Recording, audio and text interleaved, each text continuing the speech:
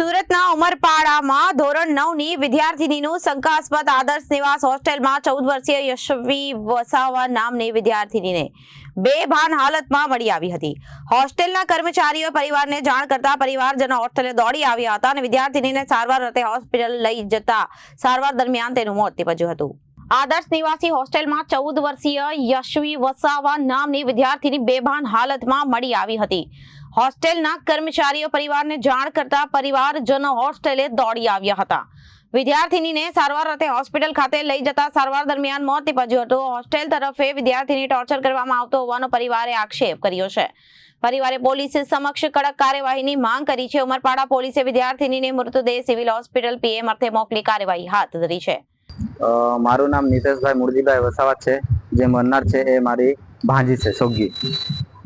હું એમના મામા થતો સોગો। અમને સ્કૂલમાંથી આદર્શમાંથી એવું માહિતી મળી કે તમારી 4 વાગે તમારી છોકરી બીમાર છે તો તમે સ્કૂલે આવો।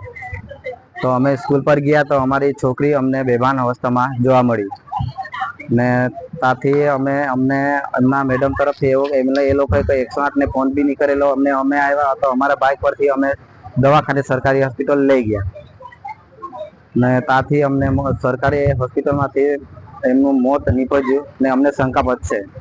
શું શંકા છે?